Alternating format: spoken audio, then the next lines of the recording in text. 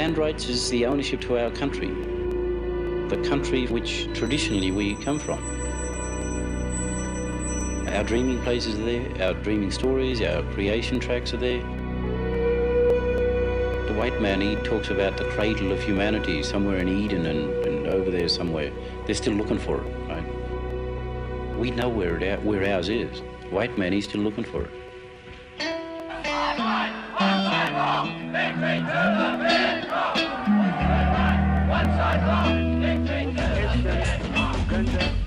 Britain will officially join the European Economic Community on New Year's Day.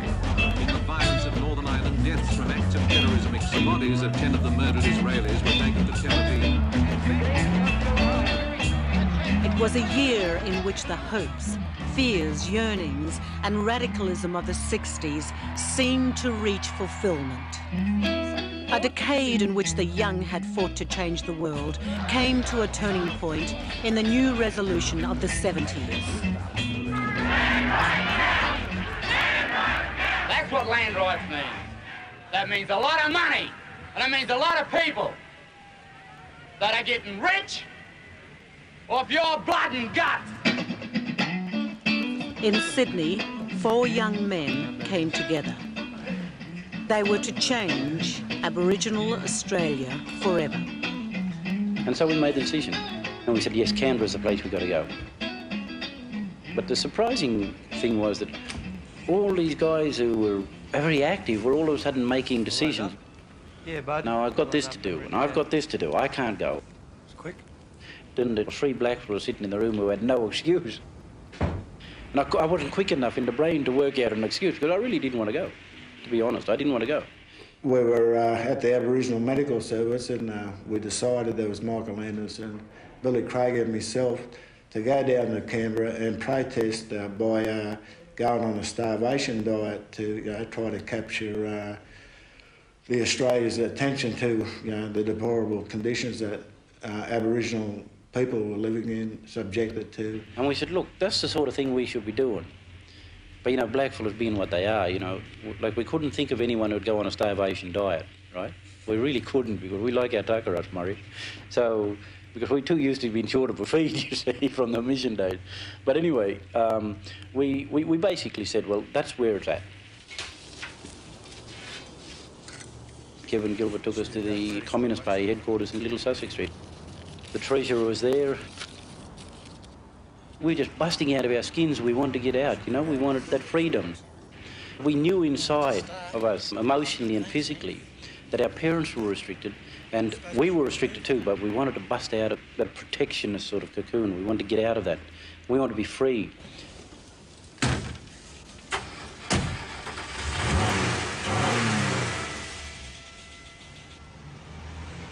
Just left here. We got to Enmore and I realised that there was another black fella who wanted to come with us. Kevin Williams is the name that he used, but his right name was Bert Williams. He was on the run from the authorities in Victoria. Bertie! So, Bertie, it's me, incidentally, Michael. he became Kevin Johnson. Bertie, it's them boys again. You know who. Hey, how are you boys? He was in bed with his girlfriend, Come with us, brother. and he's the only black fella that I ever seen in my life that got out of bed with a woman to go to a protest. There's not too many people would do that. He made a major contribution to Aboriginal affairs. He's now deceased, unfortunately.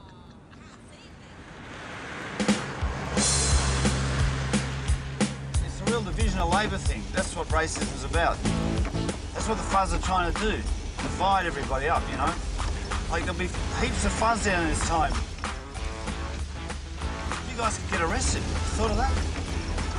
I mean...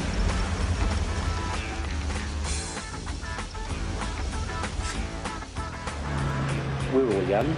None of us had any degrees from university, so we were treading on thin ice all the way because we did not know what sort of murky waters we were going to sort of, find beyond where we were going. We were just living day by day. You got everything? Umbrella, manila folder, plastic, laces. But at that time we were all unemployed. We had no money to buy a tent. And we got down here and we went around to one of Charlie's mates, and the best that they had was a big bleach umbrella.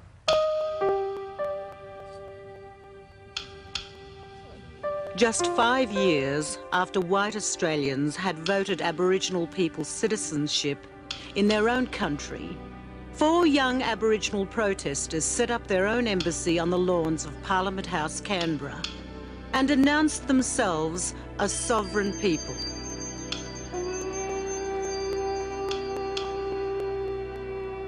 Aborigines camped on the lawns of the deputation from the Aboriginal community was refused. Aborigines asked the Queen to help them. Both between Aboriginal and arms. 3 Aborigines used bolt cutters to release 60 police clashed with 60 Aboriginals and student supporters in a wild brawl on the lawns opposite Parliament House. What they sought was release from the complex web of laws which bound their lives to economic dependence on governments. The solution they sought was self-determination through the granting of uniform land rights to Aboriginal people everywhere. Back in '72, the embassy really highlighted to me what sort of strength that Aboriginal people have got when we all come together in unity. We didn't realise the psyche of Aboriginal people, how it would be affected by this simple action of raising a flag and calling our own protest an Aboriginal embassy and saying that we're aliens in our own land and that we're a sovereign people. And Aboriginal people came from everywhere. To me, the embassy was a last resort because of the things that was the last resort. Look, we've got to do something, you know. And people could come together for the first time did come together for the first time on a single issue. The issue was land rights. The land rights the Tent Embassy protesters sought had moved on to the Australian political agenda a decade before, when bauxite was discovered at Gove. In 1963 at Gove, the Yirrkala people had prepared a bark petition which detailed their right to the land on which they had lived for centuries. I was only 17, 18 years old when the land rights started, that I was fully involved in the land claim. The land right case was in full swing by the traditional owners here. The situation that's developed because of the wishes of the Yirrkala people has become complex. The cause remains simple: the bauxite. In 1965, a lease was granted to Nabalco. The Yirrkala land rights case was to drag on for years and was eventually lost. Instead of land rights, the people were to share in a form of lease and to earn royalties from Nabalco's mining. But that was yet to come. And there will be four Aboriginal people who will be appointed by the administrator in council. And they'll look at the whole of the Northern Territory.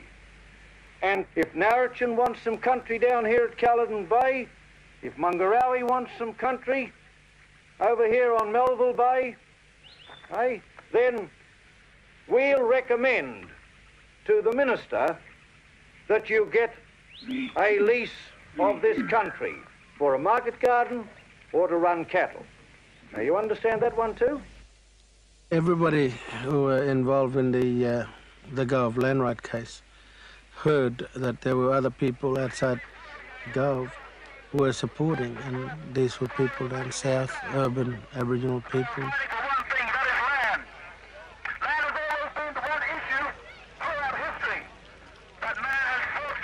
In capital cities around the country, Aboriginal and white protesters marched for 2 issues: land rights for the Yirrkala in Arnhem Land and land rights for the Gurindji people on strike in Central Australia. The idea of the tent originated from Aboriginal people in Sydney supporting the Gurindjis when they went on strike at Waddy Creek. The English cattle companies, Vesties, were paying the Gurindjis virtually slave wages, flour, tea and bully beef. In 1966, at Wave Hill Cattle Station, In Central Australia, Gurindji people had challenged the British beef producer, Vesties, over wage conditions. They were led by elder Vincent Lingiari. I'm going to do with the land, well, I do something about it. If I get cattle, if I get a horse, I might grow a bit bigger, I might start something else more.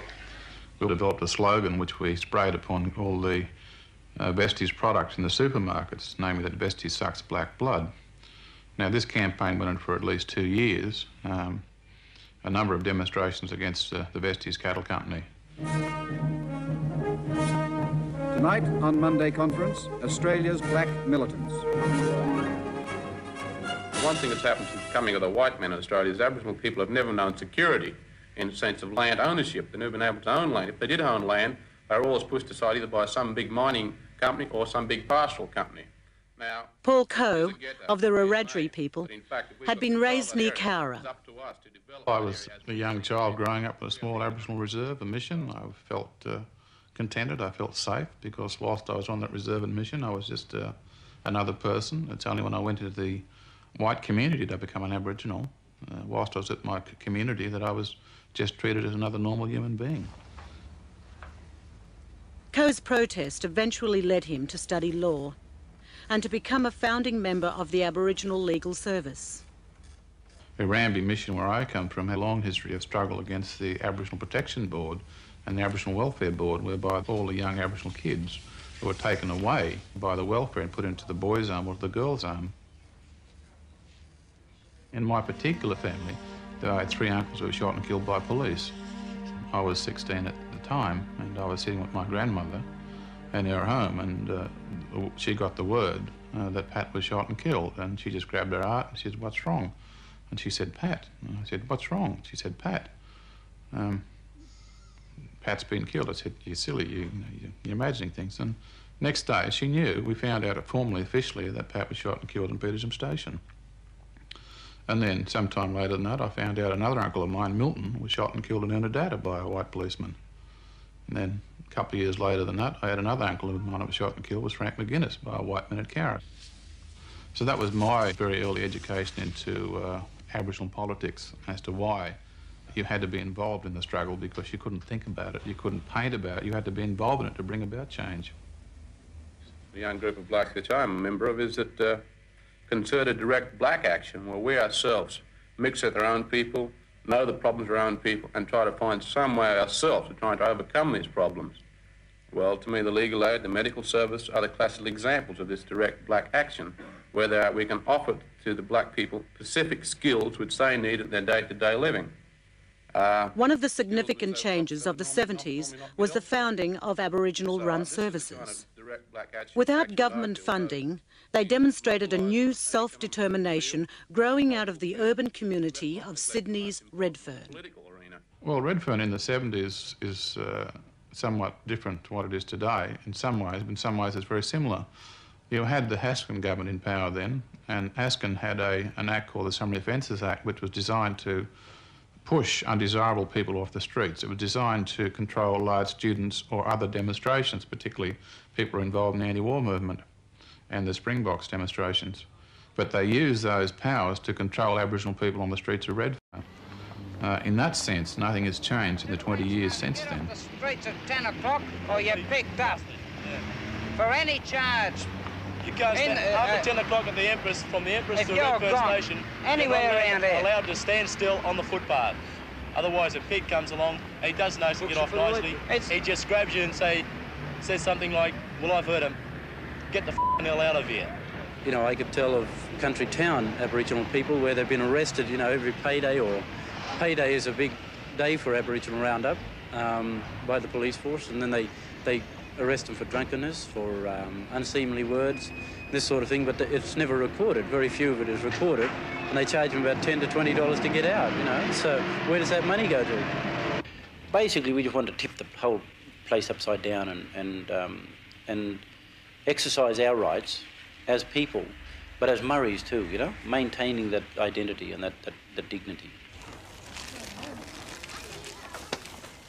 Michael Anderson of the Gamilaroi people came from Walgett. I guess I was benefited by the fact that I was sort of pushed along by a number of people, and it was great to have that encouragement, that support from people. Old Pop Reese, he was one of my mentors in terms of learning Aboriginal stories. My grandmother taught me language and taught me a lot of stories, and I'm aware of the fact that she has a lot of knowledge and been sort of learning about places and sites, and she's been telling me stories. And I'm in the process now of writing a lot of that up, and I relay them onto the kids.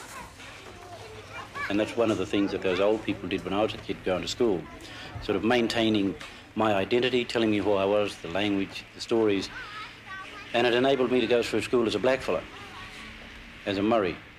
And that's what made me sort of go on and do the things that I have done. Today, northwest New South Wales is the focus of Michael Anderson's concerns. He chairs the Barwon Aboriginal Community Centre and lectures in Aboriginal Studies at the New England University. This northwest area here, they fought very hard and strong against the white man coming into this area. They've never accepted white man here, and white man's not accepted them either. And so we still have a lot of friction, and there's a lot of work to be done. You know, you can go all around this country here. You'll find slaughter creeks all around this place here.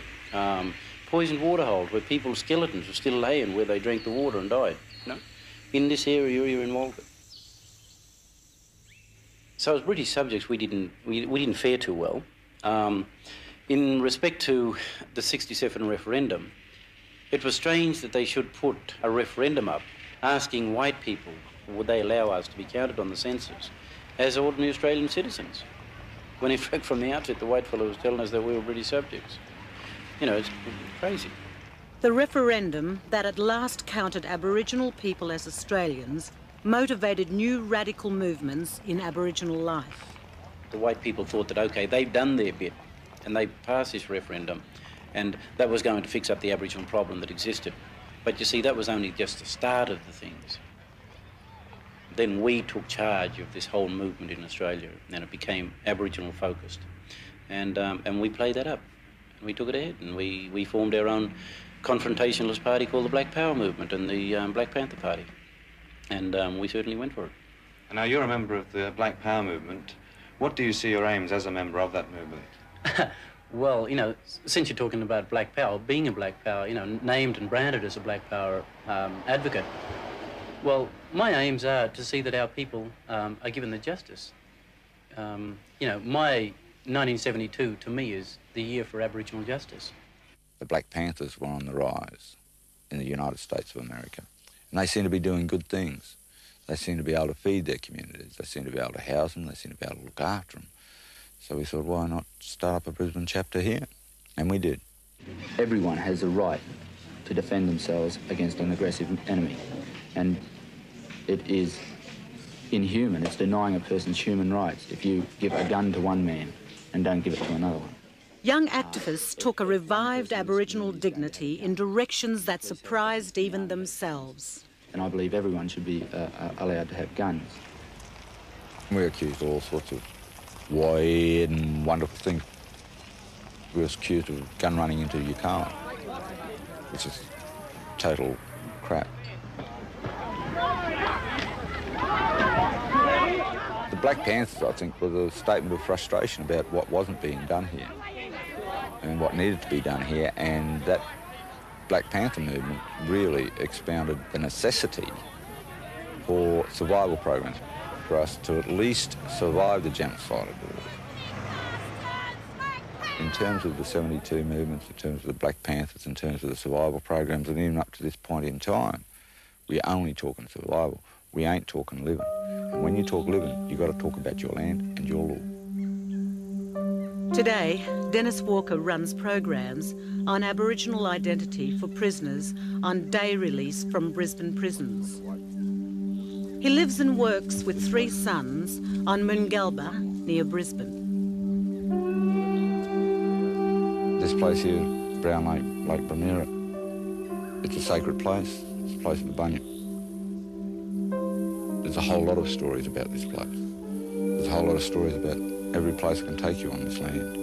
It's Nunnagal land. It's called Minjerribah. And it is me, and I am it.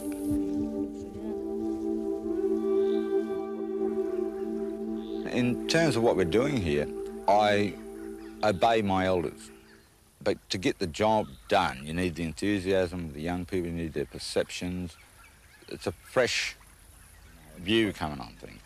And I have a philosophy that the master is the child. You're looking to them for the pure essence, the unconditioned response, if you like.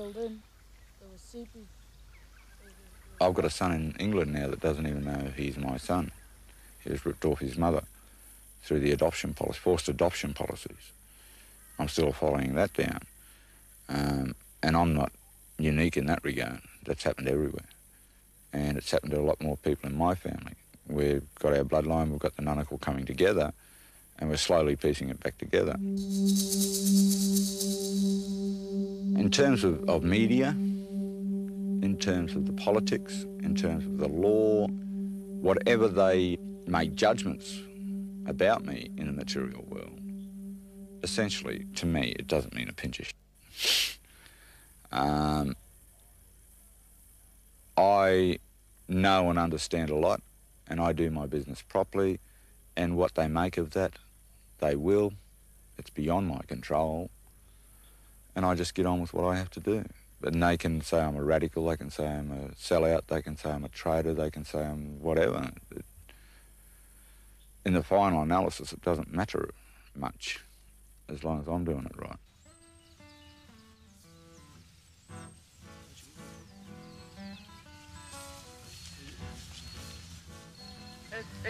All I'm trying to basically say is that the time of white domination of the black movement is over. It's time for black people to do things for themselves and get things for themselves, because it's the only way they'll ever get anything, and we're getting it. Void of any knowledge of the basic principles at stake, unless a person like that knows exactly what we're on about in terms of land rights, etc. I'll say cheerio there. The land rights, I think our thing is not so much our thing. Go away, will you? We're doing something. We're talking about you. That's very Nick nice. off. Thank you. I just came to say to you, don't do anything. Look, I don't need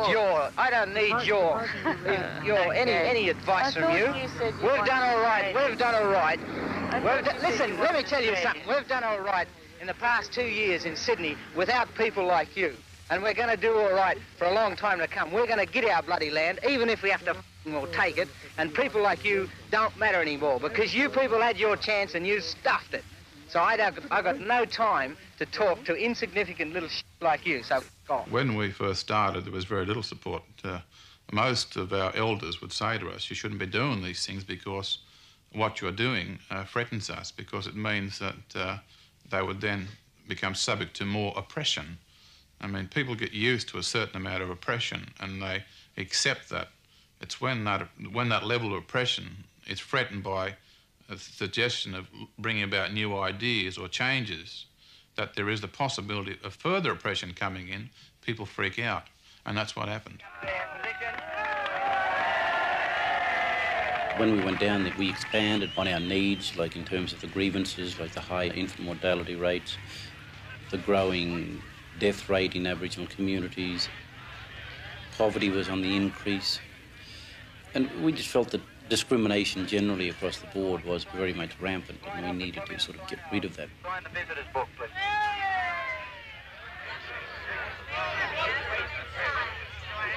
We were unsure whether this was going to be a long-term thing or whether somebody was just going to do it for a few days. Ultimately, we were there for 7 months.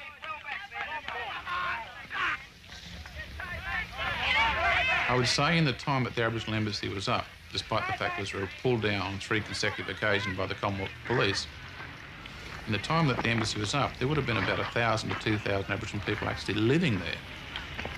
But not at one given time, but over a period of time, staying and moving on. Could you keep well back, please? Well, the Northern Territory at that time was governed by Canberra, and so there was a law that said that there would be no camping on Crown land. They meant in the Northern Territory, but that Aborigines were exempt because most of the Northern Territory was Crown land.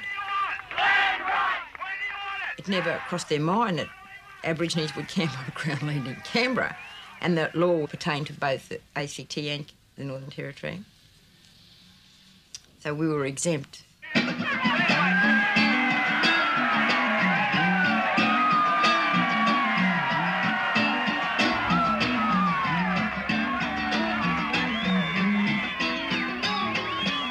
Aboriginal crowd today is never so good. You look around today, ladies and gentlemen, you see the truth for itself. You see that everyone... Within days there was assistance pouring in from black communities all over the place, including poor black communities who really had nothing to give. They were still sending money, sending telegrams of support and stuff like that. And every day that we were there was another milestone that we'd be able to reach. And it took quite a while for us to eventually realise that there was no law under which we could be moved anyway. Tourists come from all over Australia to Canberra. They hitchhiked, they walked. We got buses from Sydney. There was buses from Queensland, South Australia, Western Australia, Victoria, and we all met here. People were very interested, and people became more and more interested about 6 months later when Ralph Hunt, who was the Minister for Interior, and incidentally also the member for Goyder, which is electorate where we all come from, the racist dog that he was, sat up and they moved legislation through the Parliament early one morning before the Labor guys got there. It was passed, and within half an hour of its enactment and endorsement by Parliament, they'd moved on us.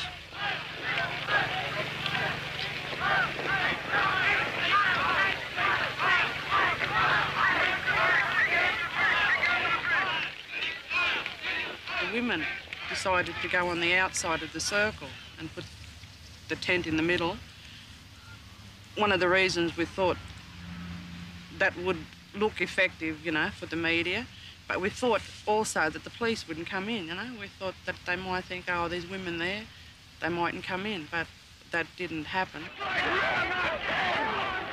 They came in, and they come in force. I thought, well, we're not going to move. If it has to be, we'll die here. And that, standing there and watching the police march up, it was one of the most terrifying moments of my life.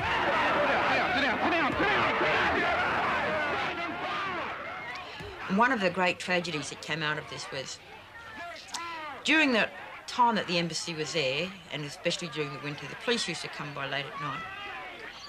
And they used to come in the tent and sit there, and we had a primer stove, and we'd heat up cocoa and coffee, and they'd sit down and we'd give them warm drinks, and they'd sit with us, and we'd tell them, and we'd just be sharing, you know.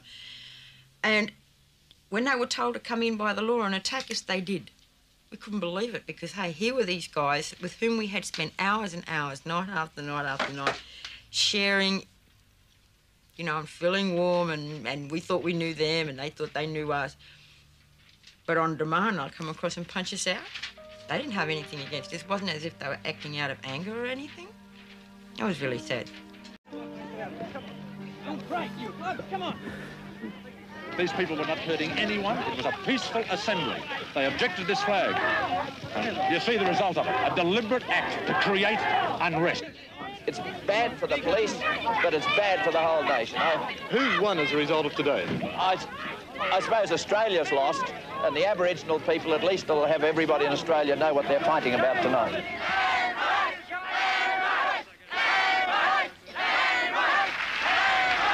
We will legislate to give Aborigines land rights. Not just because their case is beyond argument, but because all of us as Australians are diminished, while the Aborigines are denied their rightful place in this nation.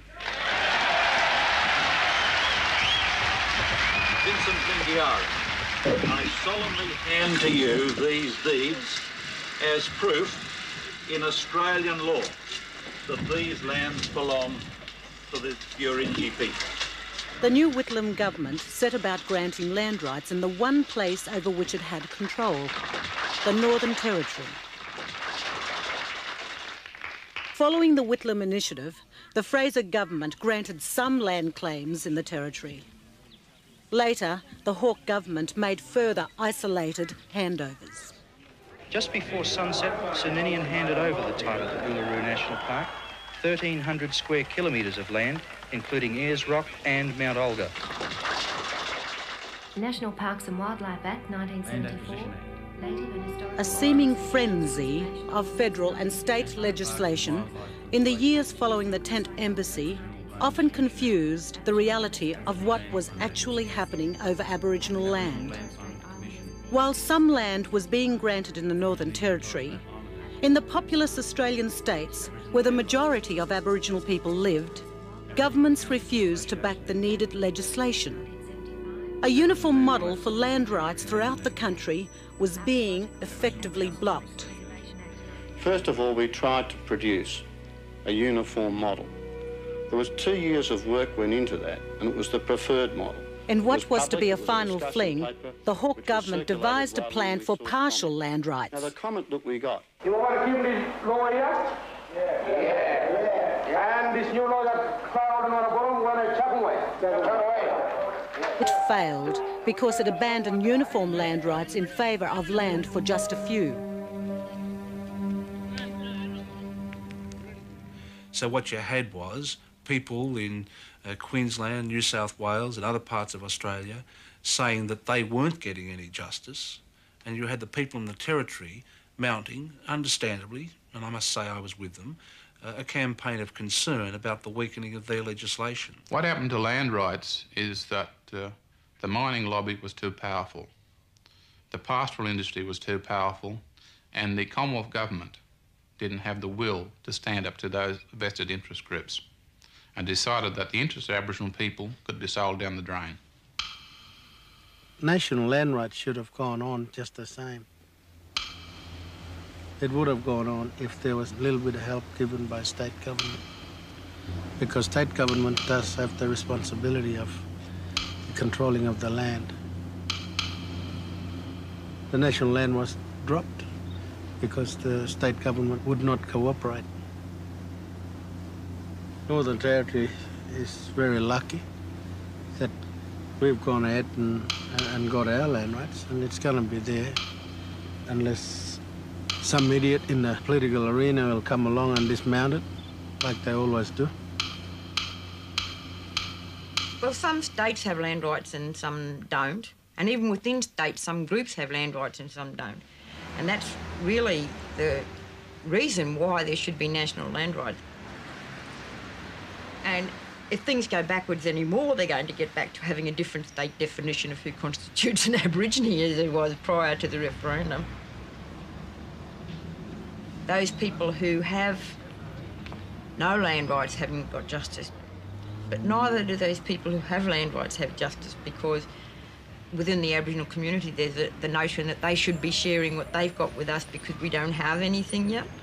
It's creating a lot of problems in the black community. Until we get a Prime Minister who is committed to the concept of human rights and equality and the recognition of Indigenous people's rights, that's the way the situation is going to be. Somebody's going to be stirring up our water, and when we swim around, be whirled around in it, you can't blame us that we look like we're whirling. We've been sucked into a divisive pattern by virtue of the state governments being encouraged by the Commonwealth government to grant land rights at the state level. Land rights, I think, can only be achieved providing Aboriginal people come together on a national level. At present, we're very parochial about our land rights issues, and that's understandable because of the way in which Aboriginal culture exists in this country, because one group don't tell another group what to do with their land. In Northern Territory and in Western Australia and Northern Queensland, the people are still on their traditional homelands, and that's where they're advantaged by the fact that they can identify their country. They weren't rounded up like we were and shoved off into missions, and that's the difference between the two. Well, land rights is not something one can separate from the Aboriginal psychic. To be an Aboriginal in this country is to have one's association with the land and one's philosophy, one's culture recognised. Land rights is for Aboriginal people is to ensure their survival as a race of people, because our dreaming does still exist, but our dreaming and our stories will be destroyed if we can no longer have access to the land. There will be walking around in Australia, say, in 50 years' time, a group of people who are dark-skinned, but they'll not be Indigenous people, because their roots, their history, their culture, their sense of being with the land, their dreaming, will be destroyed. I will keep fighting for it, and everyone that I know will keep fighting for it. I know the next generation will keep fighting for it. Until 1972, Aborigines had shared a minister with Australian flora and fauna. When Whitlam gained power, Aboriginal Affairs became a government department. A great bureaucracy grew up, and for a while they were doing a bloody good job. A lot of community organisations sprang up, and the bureaucracy fed those community organisations, and they were doing a lot of good work. But what we're faced with now is an enormous bureaucracy that is big enough to dictate to us. We started telling our people that were involved with us, oh, get into the, young kids that were coming out of school with a good education, get into the public service, get in there and we'll try and change the system from the inside. But what had happened is that, that backfired on us. A lot of them got in there, they didn't care about what, the people. They just cared about themselves and money, the money, the root of all evil. Today, most federal Aboriginal issues are in the hands of ATSIC, the Aboriginal and Torres Strait Islanders Commission. Good afternoon, ATSIC. Led by 17 elected commissioners with 60 regional officers, serving the needs and interest of Aboriginal people nationwide. ATSIC is really new in that, first of all, it has a greater participation by Aboriginal and Torres Strait Island people involved in giving policy advice to governments. It also has a responsibility to coordinate government services because it's a major funding body.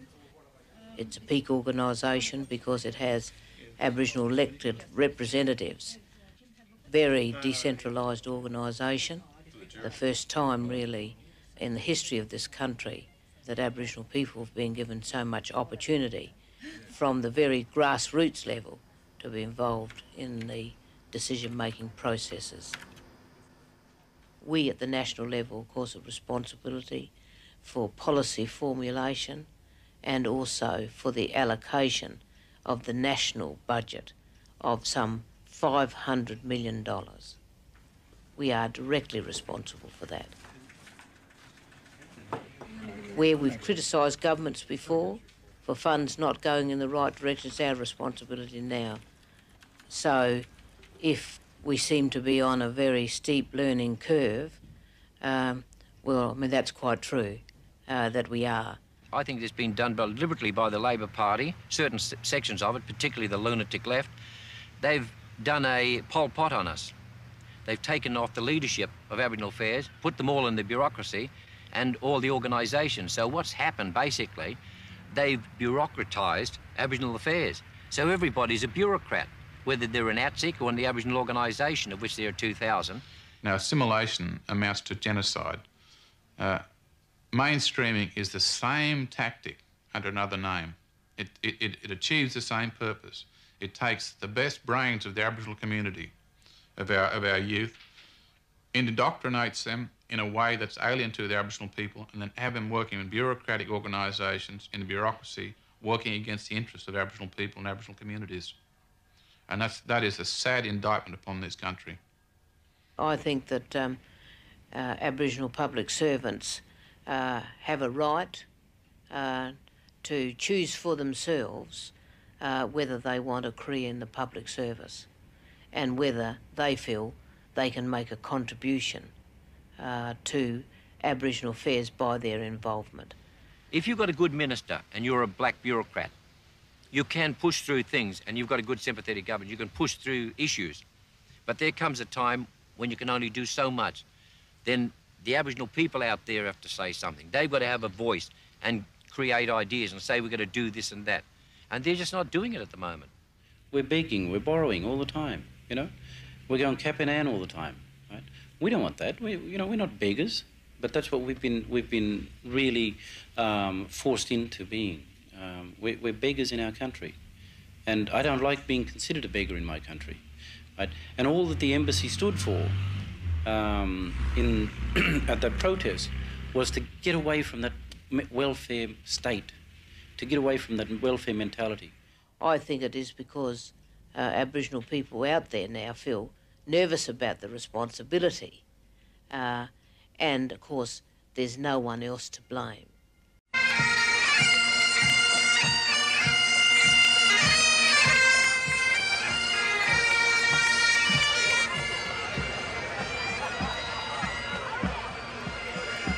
Australia Day today. Australia Day. Australia Day.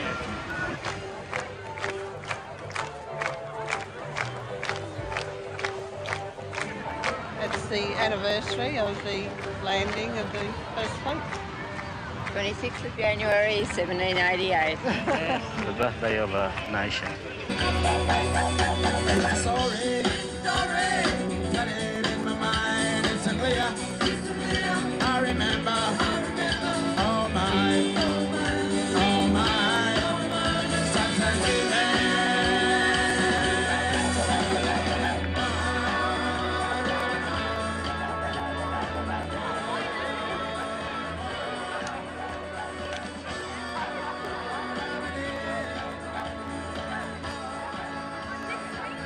Also, I said earlier on, the Tent Embassy is being re-established again tonight for a whole week down in Canberra.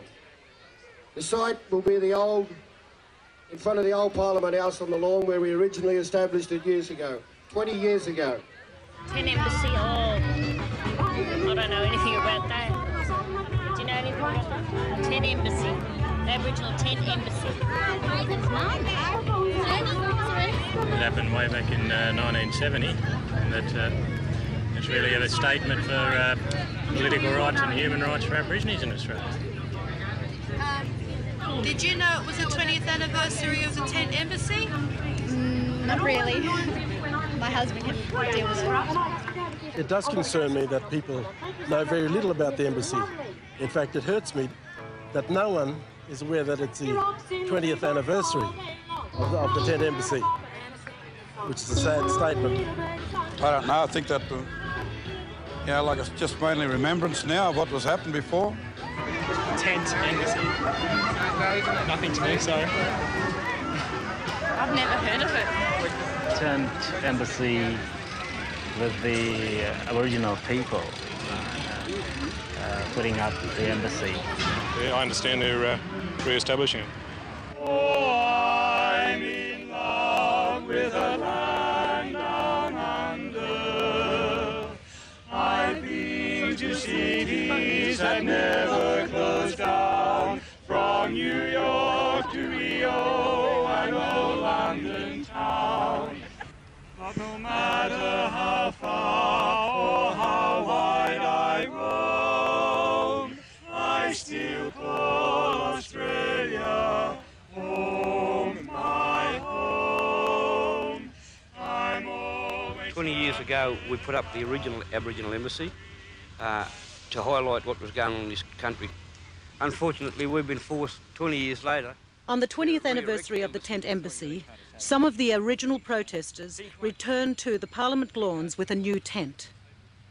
They returned to restate the same claims they had made 20 years before. Come on, everybody, let's go. It's open. Right through about our left-hand door there, and right up to King's Hall. We'll park ourselves there. You go and do that until No, but you said to me that you were in heavy fall and that you said you only wanted to bring a couple of people in. That's Now right. you're bringing the whole lot in. You It's can't all do about- that. It's against the law. It's all about good. Yeah, but that's against the law Right. anyway. Well, we'll be gone in a minute. So can you get the rest of them out? Yeah, we'll please? get them out. Yeah, we'll go and get them out. Get them out. Roger, in other words, you're requiring police assistance to get them out? Thank you. This is an official sit-in from Aboriginal people who claim the sovereign right over Parliament House. Why do you have to do that to me? We are relieving you of your duties so that you won't get into any problem with your superior. Oh, I'll probably get the sack anyway. Well, if you get the sack, we'll give it a job with us. No worries. Look, I'm flat out supporting a child. And I need this job, and it's not my fault. You told me that you'd been in here before, and then you bring the rest of your people in. I mean, you know, give it a go. Why don't you just leave peacefully? We have something to say, and this is one of the best ways we can express it. We're sick of sitting on lawns and putting up tents to speak to people like you. We sympathise and respect your position. We're all now going to sit in the foyer. This is an official Aboriginal takeover of the old Parliament House because we want our own Parliament, so you can alert the authorities. We've got to do something. All these kids are going to be brought here because if the Jacks come here and they move us, there's going to be some kid lost in this complex here. All the kids in the middle, eh, so we know where you are. What do we want? Land! When do we want it?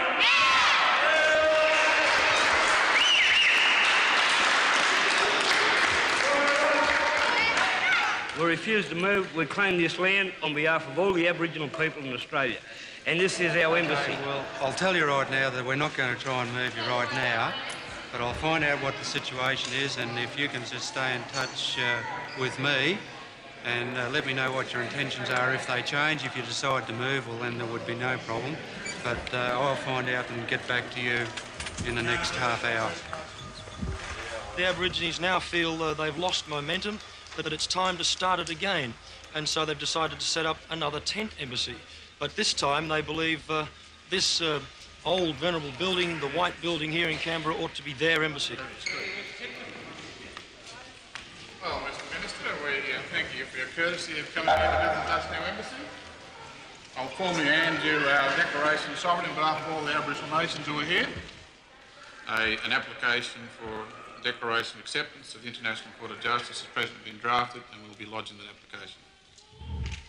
If I'm asked by other ministers what your intentions are with respect to how long you're going to stay, what should I tell them? We will tell them that we have occupied this country from time immemorial and we will sit in this building. The statement that we make today is that we are an Indigenous sovereign race of people. You are now standing in the old Parliament House of Australia. This is now a sovereign land claim on behalf of the Indigenous people of this country.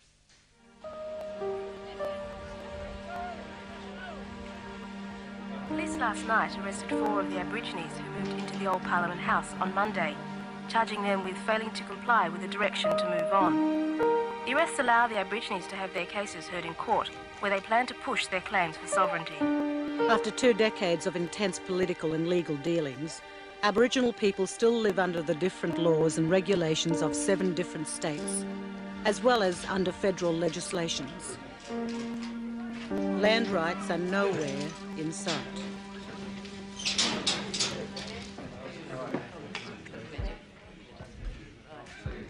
Just 4 weeks after the protesters occupied the old Parliament House, Australia's new Reconciliation Council, representing both Aboriginal and white communities, staged its first meeting in Canberra.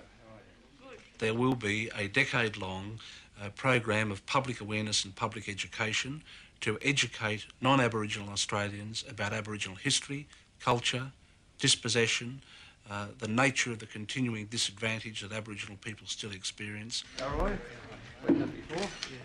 Secondly, it's about a commitment to justice.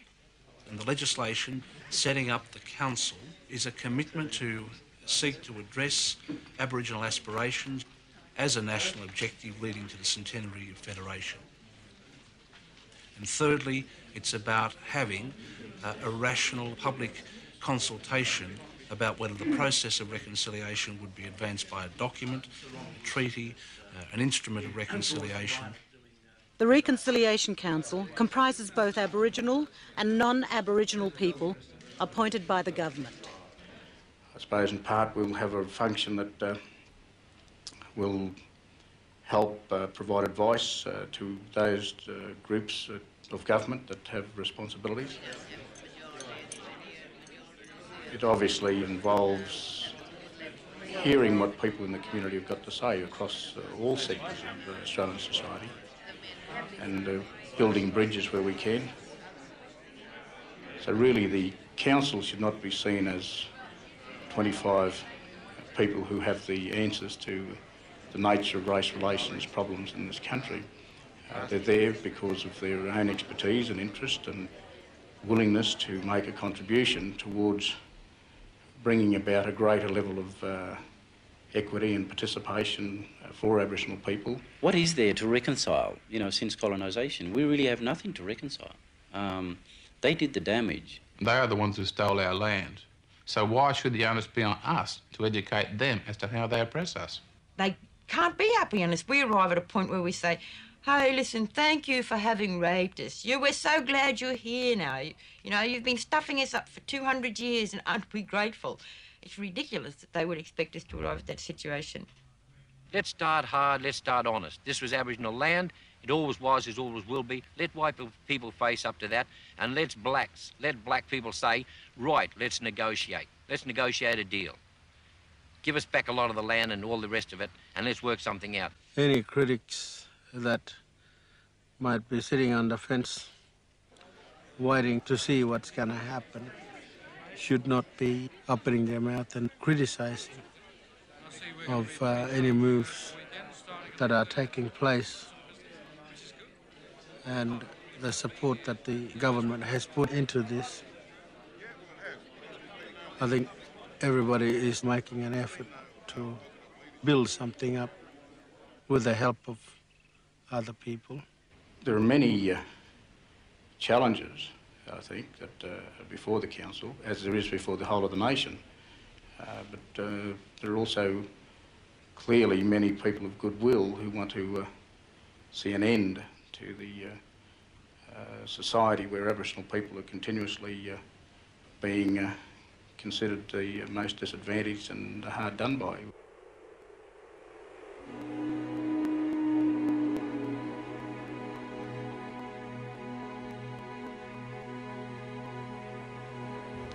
We've gathered here to perform a religious and sacred ritual to refocus the energies of the payback stone that have been placed from the design of Michael Jackamara Nelson. Power was sung into that by the Western Desert people and by my mob. The power is there to hang over the head of this illegitimate sovereign power until sovereignty and land rights comes to us. Today they're also meeting about the Reconciliation Council. We've heard that old story before. In this day, even after 20 years after the embassy, we still have Aboriginal children dying from lack of clean drinking water, the very basics of life, medication, adequate shelter. We still have not a secure land base in our own country. We have no economic voice.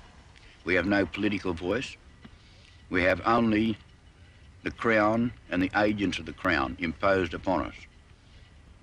The only free body we have is the Aboriginal government on the grassroots and the Aboriginal embassy on the lawns outside the old Parliament House. There has never been a legitimate deal done with us. Our sovereignty has never been recognised. Our lands have been invaded and held by terror and massacre. That's why we're here. We're here to assert our status, our right, and to stop the dying, to stop the genocide. And that's the end of the story. We will keep on. We will not go away. And as that stone rests on that mountain, and as our spirit rests in this country and over this country, we will not go away. Neither shall our power pass. And that's here forever until justice comes.